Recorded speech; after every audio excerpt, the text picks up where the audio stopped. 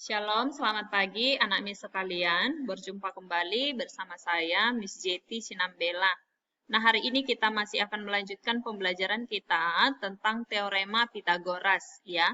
Nah, sebelumnya kita sudah belajar bagaimana menggunakan teorema Pitagoras dalam menentukan sisi dari segitiga siku-siku ya. Jika dua buah sisinya sudah diketahui. Nah, kita bisa mencari sisi yang lainnya dengan menggunakan teorema Pitagoras atau rumus Pitagoras ya. Nah, jadi hari ini kita akan belajar bagaimana penerapan teorema Pitagoras itu dalam atau pada bidang datar ya. Jadi misalnya ada beberapa bidang datar misalnya seperti trapesium ya, jajar genjang, kemudian layang-layang, belah ketupat, persegi panjang, persegi gitu ya. Jadi bisa kita menggunakan teorema Pitagoras ini untuk bidang datar tersebut ya. Nah, seperti apa dia contohnya? Mari kita perhatikan ya. Nah, di sini ada dua buah segitiga ya. Yang pertama segitiga ABC, yang kedua segitiga ACD. Dengan panjang sisi AB diketahui 12, kemudian panjang sisi AC belum diketahui, dan panjang sisi BC 9 cm, dan panjang sisi CD adalah 8 cm. Nah, yang mau dicari di sini adalah panjang sisi AD ya, berarti panjang sisi AD. Kalau kita lihat sisi AD itu berada pada segitiga ACD ya. Sementara dalam penerapan teorema Pitagoras dalam segitiga siku-siku bisa kita gunakan jika dua buah sisi sudah diketahui. Nah, sementara ini hanya satu yang sudah diketahui nih, yaitu sisi CD. Nah, bagaimana kita menentukan AD? Berarti kita harus tahu dulu dong panjang sisi AC berapa. Nah, kemudian panjang sisi AC bisa kita peroleh dari segitiga ABC. Ya, pada segitiga ABC, dua buah sisinya sudah diketahui, yaitu AB dan BC, yaitu 12 dan 9. Nah, kita lihat bahwa sisi AC adalah berada di depan sudut siku-siku. Artinya kalau berada di depan sudut siku-siku atau sisi terpanjang berarti dia merupakan sisi miring. Ya, kalau dia sisi miring berarti kuadrat sisi miring itu sama dengan jumlah kuadrat sisi yang lainnya atau sisi siku-sikunya. Ya, nah jadi panjang AC sama dengan akar dari, ya, karena ini nggak ada AC kuadrat lagi. Kalau AC kuadrat berarti akarnya belum kita tuliskan, ya. Tapi di sini karena AC-nya sudah tidak kuadrat lagi, berarti ini diakarkan, ya, biar sebenarnya sama aja, ya. AB kuadrat, ya, AB kuadrat tambah BC kuadrat. Panjang AB-nya 12, panjang BC-nya 9. 12 kuadrat 144, 9 kuadrat 81. Nah, hasilnya 15 cm. Berarti panjang AC adalah 15 cm. Nah, untuk segitiga ACD, panjang AC kita sudah peroleh dan CD juga sudah diketahui. Berarti untuk AD, nah, kita perhatikan lagi bahwa AD ini berada di depan sudut siku-siku. Artinya AD itu merupakan sisi miringnya. Ya, atau kata lain sisi miring itu adalah hipotenusa. Ya, hipotenusa. Nah, berarti panjang AD sama dengan akar dari AC kuadrat. Nah, ini ya, AC-nya tadi 15 ya. Kemudian CD-nya 8. Nah, kita masing-masing kita kuadratkan, kita jumlahkan, maka kita peroleh panjang AD sama dengan 17 cm. Nah, itu kalau dia masih segitiga, ya, sekalipun dia digabung. Bisa juga nanti ada soal beberapa segitiga dibuat di sini ya, segitiga siku-siku digabung terus gitu. Dan yang ditanya nanti bisa jadi hanya ini nanti yang diketahui, yang 3 ini diketahui. Tapi bisa sampai segitiga kelima misalnya yang ditanya, tetap aja seperti itu caranya. Ya. Nah, selanjutnya, contoh selanjutnya, di sini diketahui sebuah tangga disandarkan pada tembok ya. Kalau tangga disandarkan pada tembok, berarti dia posisinya miring ya. Nah, apabila panjang tangga itu 5 meter ya, panjang tangga. Berarti kalau posisi tangga tadi posisinya miring ya. Serta tinggi tembok yaitu 4 meter. Nah, kalau tembok dia berarti posisinya lurus ya, tegak ya. Maka hitunglah jarak antara kaki tangga dengan temboknya. Nah, boleh kita gambarkan dulu di sini. Ini dia kakinya ya. Kaki tangga dengan tembok. Ini temboknya yang 4 meter, kemudian tangganya 5 meter. Ya, jadi ini bisa kita bentuk menjadi sebuah segitiga siku-siku. Siku-sikunya antara tembok dengan alasnya, ya. Nah, berarti di depan sudut siku-siku ini itulah tangganya atau sisi miringnya atau sisi terpanjang, ya, atau hipotenusa. Nah, kita mau mencari jarak antara kaki tangga dengan tembok, berarti alasnya mau kita cari panjang alas, ya. Ini kita misalkan dulu dengan X. Nah, tadi diketahui apa sisi miringnya atau panjang tangganya, kita misalkan dengan C, misalnya yang ini C ya. Kita misalkan 5 meter. Kemudian tinggi tangganya kita misalkan dengan B, yaitu 4 meter. Kemudian yang dicari adalah alasnya, atau kita misalkan dengan X. Berarti X kuadrat sama dengan ini, karena sisi miring yang diketahui berarti C kuadrat dikurang B kuadrat. Ya, sisi miring kuadrat dikurang sisi tegak kuadrat.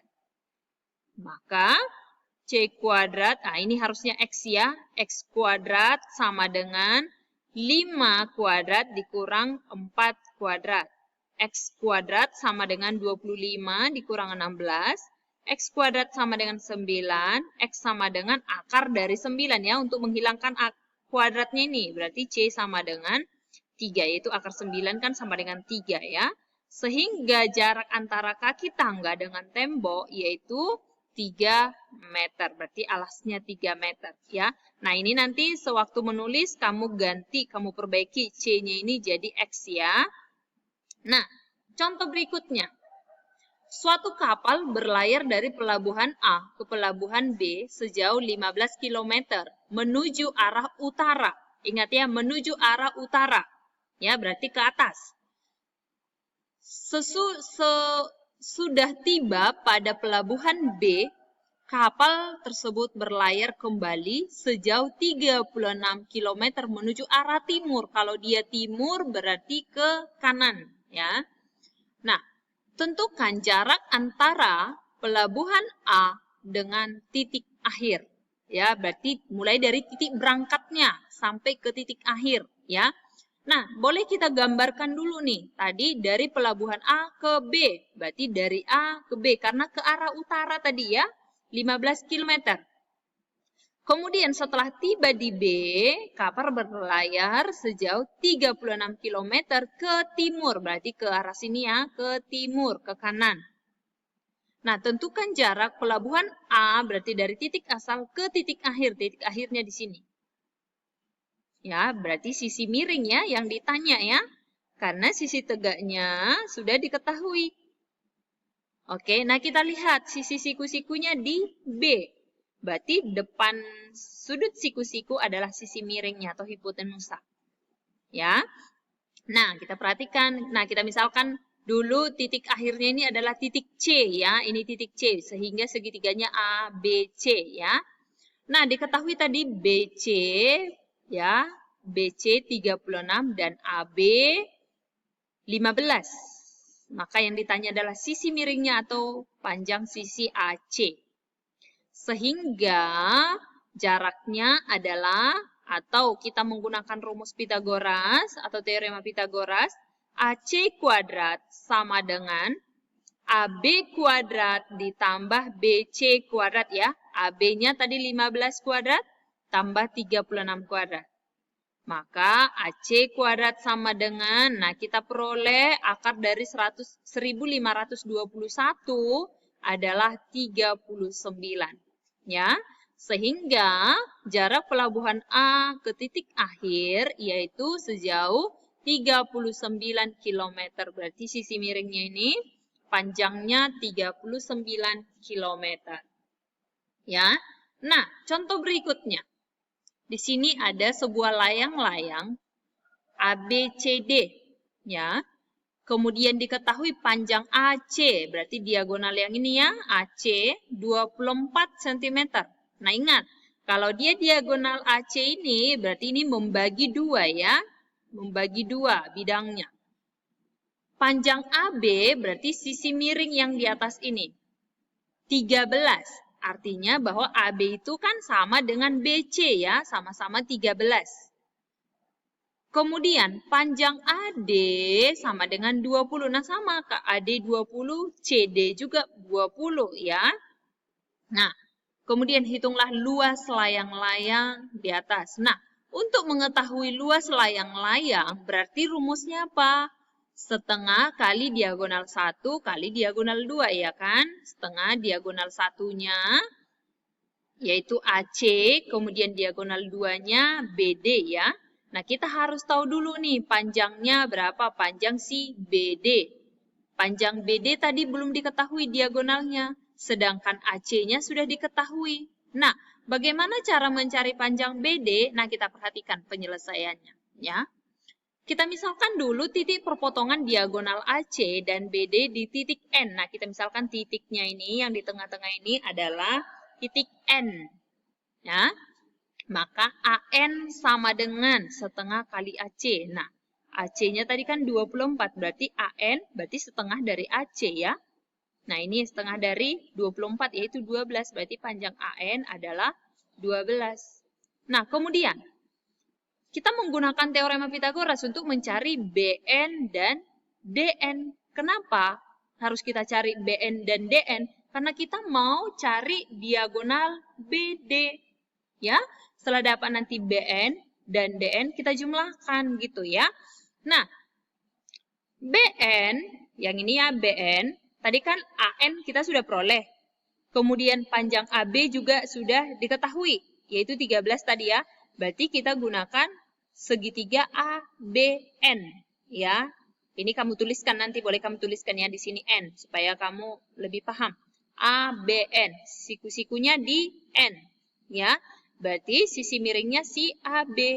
Nah, berarti kita boleh gunakan AB kuadrat kurang AN kuadrat. AB kuadrat kurang AN kuadrat untuk mencari BN. Ya. Nah, 13 kuadrat kurang 12 kuadrat. Kenapa 12? Ini tadi AM-nya 12. 13 kuadrat 169, 12 kuadrat 144. Maka kita peroleh akar dari 25 adalah 5 cm. Berarti panjang BN adalah 5 cm. Nah, sekarang kita mau cari panjang DN. Ya, panjang DN-nya. Panjang DN-nya juga sama. Tadi AN-nya kan sudah diketahui, sudah dapat kita peroleh. Kemudian AD juga tadi sudah diketahui, AD-nya 20, yang ini AD 20. Berarti sekarang kita segitiganya kita lihat AND ya atau ADN dengan sisi miring AD atau hipotenusanya AD karena di sini dia siku-siku. Ya, berarti DN sama dengan akar dari AD kuadrat dikurang AN kuadrat ya. AD kuadrat dikurang AN kuadrat. Maka DN-nya tadi 20. 20 kuadrat 400. 12 kuadrat 144. Maka panjang DN adalah akar dari 256 yaitu 16 cm. Nah, panjang BN-nya tadi 5. Panjang DN-nya adalah 16. Berarti panjang diagonal BD yaitu 5 tambah 16 yaitu 21 ini. Ya, jadi kedua diagonalnya kita sudah dapat. Tinggal kita menggunakan rumus layang-layang, rumus luas layang-layang. Rumusnya apa? Setengah D1 D2 atau setengah kali D1 kali D2. Setengah kali D1-nya yaitu AC. AC-nya tadi berapa? 24. Kemudian panjang BD-nya berapa? Ini 21, yaitu 5 tambah 16. Ya, 21. Nah, tinggal kita kalikan. Berarti luasnya adalah 252 cm². Ingat ya, untuk luas berarti